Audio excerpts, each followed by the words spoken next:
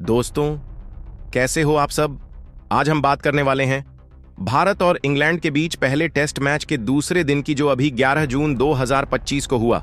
अगर आपने वो मुकाबला देखा और खुश हो तो इस वीडियो को लाइक जरूर कर देना। हमने आज के लिए बस 500 लाइक्स का टारगेट रखा है, तो लाइक करना मत भूलना, ठीक है। अब बात करते हैं आज की। दोस्तों, जसप्रीत बुमराह और मोहम्मद सिराज की गेंदबाजी देखी आपने। अरे क्या कमाल की बॉलिंग थी। इंग्लैंड की टीम को तो इन्होंने धूल चटा दी। मात्र 70 रन पर 6 विकेट गिरा दिए। सोचो, 6 विकेट, ये तो ऐसा झटका था कि इंग्लैंड की टीम हिल गई। लेकिन रुकिए, अभी तो असली सस्पेंस बाकी है। क्या लगता है आपको ये पहला टेस्ट मैच कौन जीतेगा, भारत या इंग्लैंड? अपनी राय कमेंट में जरूर बताना, हम इंतजार करेंगे। और हां, बुमराह सिराज की वो चमत्कारी गेंदबाजी देखे बिना तो कहीं मत जाना, क्योंकि यह देखकर आपका दिल खुश हो जाएगा। चलो, अब ज्यादा समय ना लेते हुए वीडियो शुरू करते हैं। दोस्तों, भारत और इंग्लैंड के बीच पहला टेस्ट मुकाबला हेडिंग लेके ऐतिहासिक मैदान में खेला जा रहा है। और दोस्तों, इस मुकाबले में जो शुरुआत हुई है उसने सबको चौंका कर रख दिया है। पहले दिन भारतीय कप्तान शुभमन गिल ने टॉस जीतकर पहले बल्लेबाजी करने का फैसला किया। अब यह फैसला कितना सही साबित हुआ, ये तो आगे जाकर पता चला। शुरुआत की बात करें तो टीम इंडिया की पारी कुछ खास नहीं रही। कप्तान शुभमन गिल, जो सभी की उम्मीदों पर खरे उतरने आए थे, वह मात्र 9 रन बनाकर आउट हो गए। उनका विकेट जल्दी गिरते ही भारतीय ड्रेसिंग रूम में एक पल के लिए सन्नाटा छा गया।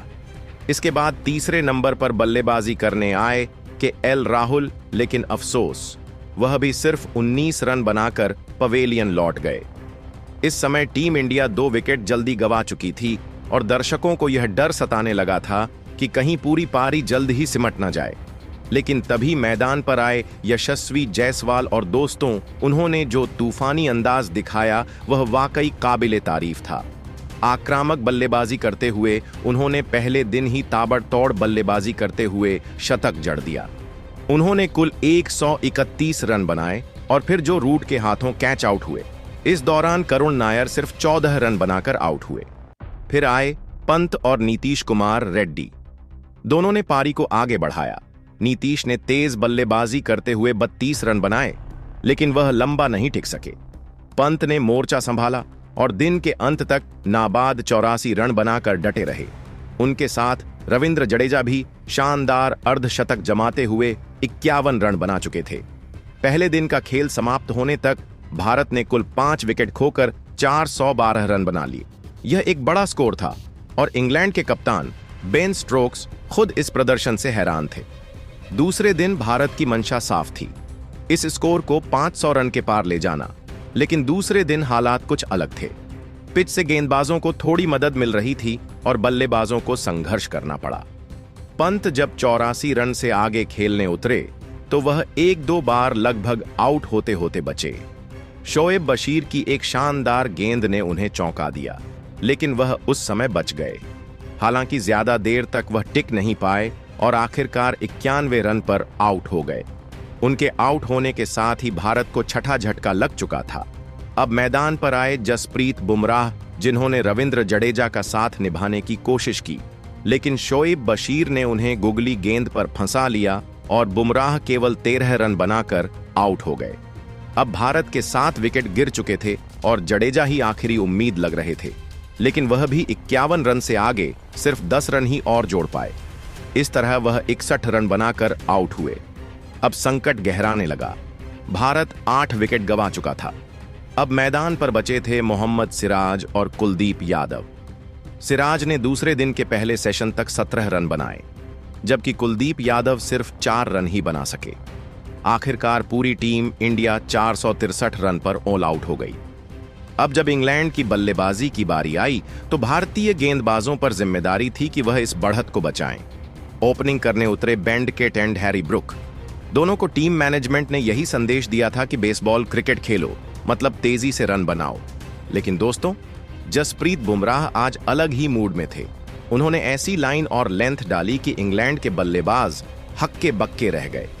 एक के बाद एक विकेट गिरते गए और मैदान पर सन्नाटा पसर गया। पहले बुमराह ने बन डकेट को एक अंदर आती गेंद पर बोल्ड किया। फिर अगली ही ओवर में हैरी ब्रुक को शॉर्ट बॉल पर कैच आउट कराया। अब इंग्लैंड का स्कोर 2 विकेट पर सिर्फ 18 रन था।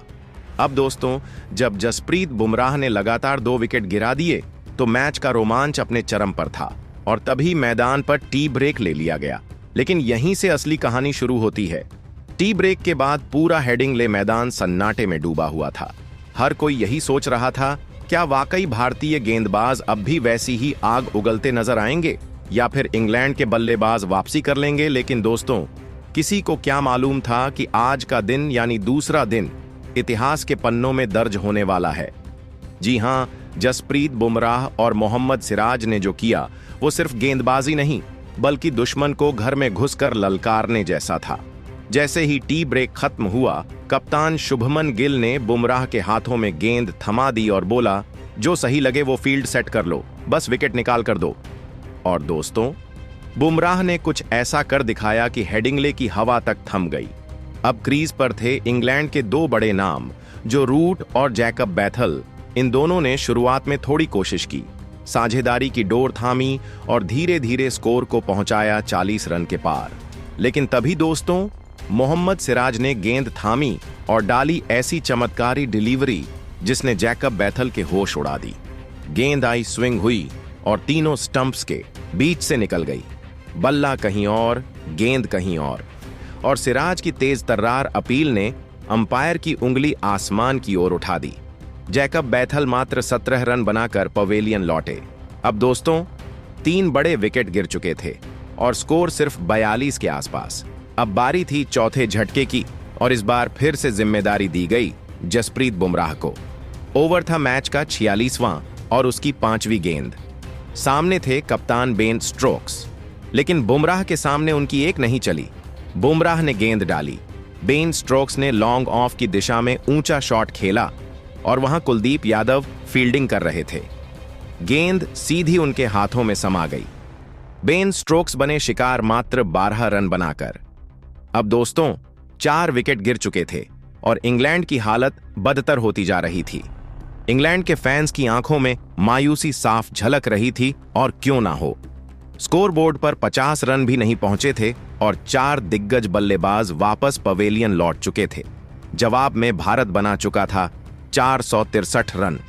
अब टीम इंडिया जानती थी यह मौका है इंग्लैंड को ढेर करने का और अगला निशाना था जो रूट कप्तान गिल ने अचानक से गेंद थमा दी।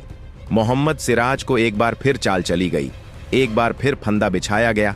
सिराज आए बोले कुछ छूती बातें, उकसाया रूट को और अगली गेंद पर रूट ने बड़ा शॉट खेलने की कोशिश की। गेंद उठी हवा में और 30 गज के सर्कल के अंदर दौड़ते हुए यशस्वी जायसवाल ने लिया शानदार कैच, जो रूट मात्र 22 रन बनाकर लौटे पवेलियन। अब दोस्तों, 5 बड़े विकेट गिर चुके थे और स्कोर था सिर्फ 71 रन।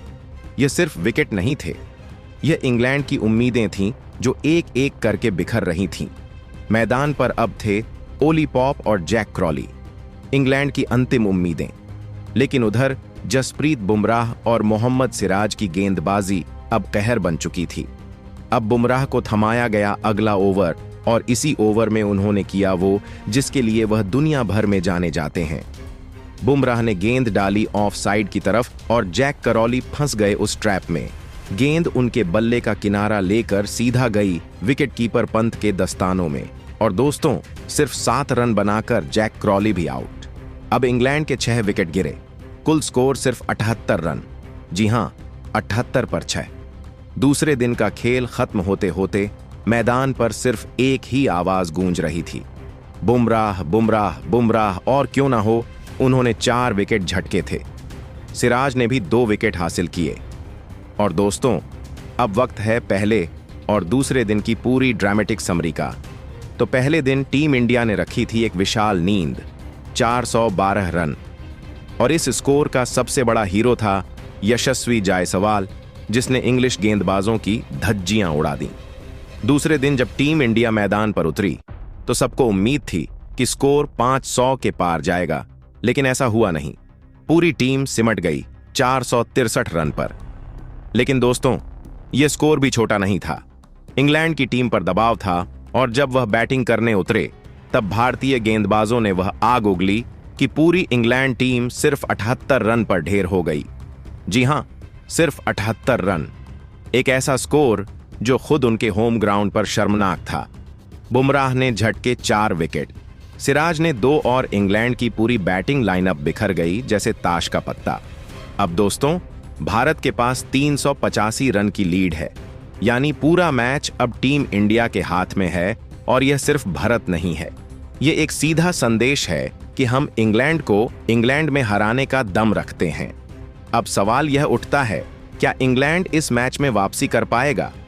क्या टीम इंडिया को मिलेगी फॉलो रन देने की स्थिति? क्या यह टेस्ट मैच 3 दिन में ही निपट जाएगा? दोस्तों, भारत की यह गेंदबाजी सिर्फ स्पोर्ट्स नहीं, ये कहानी है जुनून की, रणनीति की और देशभक्ति की। जब हर गेंद में जीत की भूख दिखे तो सामने चाहे कोई भी हो टिक नहीं सकता। और सबसे बड़ा सवाल, अब भारत को कितनी बड़ी लीड मिलेगी? क्या अगली पारी में शुभमन गिल फिर कोई चाल चलेंगे? क्या बुमराह बनाएंगे पारी का समापन अपने 5वें विकेट से? ये सब सवाल बाकी हैं, लेकिन आज जो देखा वो इतिहास था। हालांकि दोस्तों, रोहित शर्मा और विराट कोहली टीम में नहीं है, लेकिन जो टीम इंडिया ने अब तक कर दिखाया है वह किसी तूफान से कम नहीं। कप्तानी की जिम्मेदारी संभाले शुभमन गिल हर एक फैसले में रोहित शर्मा की झलक दे रहे हैं और उनके फैसले उतने ही सटीक भी साबित हो रहे हैं। पहले दिन जरूर लगा था कि टीम इंडिया की बल्लेबाजी थोड़ी डगमगाई, लेकिन दोस्तों, जैसे ही मध्यक्रम ने मोर्चा संभाला, खेल की तस्वीर ही बदल गई। ऋषभ पंत ने एक बार फिर साबित किया कि वो टेस्ट क्रिकेट के सबसे विस्फोटक बल्लेबाजों में से एक हैं और उनके साथ के एल राहुल और करुण नायर की संयमित बल्लेबाजी ने स्कोर को मजबूती दी। लेकिन असली धमाका तो गेंदबाजों ने किया। जसप्रीत बुमराह ने वह आग उगली कि इंग्लैंड के टॉप ऑर्डर की नींव ही हिल गई। दूसरी छोर से मोहम्मद सिराज की रफ्तार और स्विंग ने बल्लेबाजों की सांसें रोक दी। और फिर स्पिन का जादू लेकर आए कुलदीप यादव, जिन्होंने बल्लेबाजों को अपनी चाल में ऐसे फंसाया जैसे मकड़ी अपने जाल में फंसाती है।